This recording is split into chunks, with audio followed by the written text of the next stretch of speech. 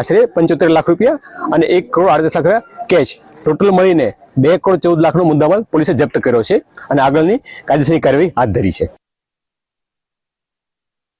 આ સાથે વધુ માહિતી સાથે સંવાદદાતા હેમલ પંચાલ જોડાઈ ચૂક્યા છે, તેમની પાસેથી સીધી માહિતી મેળવીશું। જી હેમલ। ચોક્કસથી વાત કરીએ તો દાહોદ જિલ્લો રાજસ્થાન અને મધ્યપ્રદેશની સરહદે આવેલો જિલ્લો છે।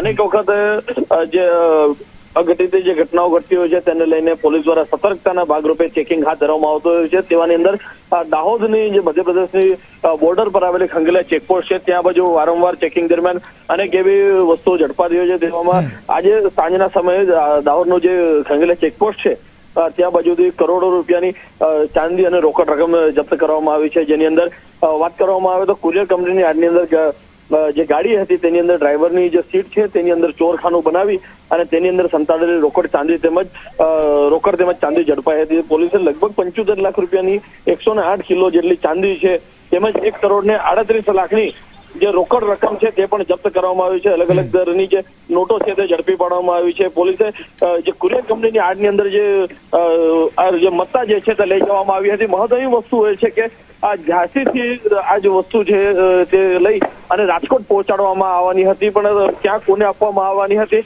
ખાસ મહત્વની વસ્તુ છે કે હાલ અત્યારે સ્થાનિક સ્વરાજ્યની ચૂંટણી છે તેને લઈને પોલીસ દ્વારા ચેકિંગ હાથ ધરવામાં આવ્યું છે। સતર્કતાના ભાગરૂપે આની અંદર જે કુરિયર કંપનીની ગાડી છે તેની અંદરથી રોકડ રકમ તેમજ ચાંદી ઝડપાવી છે। હાલ તો મહત્વની વસ્તુ એ છે કે આ જે રોકડ રકમ છે તે હવાલા દ્વારા પહોંચાડવાની હતી છે કે કોને આપવાની છે તે દિશામાં દાહોદ પોલીસે તપાસ હાથ ધરી છે। જી હેમલ, સમગ્ર માહિતી બદલ આભાર। કુરિયર કંપનીની ગાડીમાંથી રોકડ સહિત ચાંદી મળી આવ્યું છે।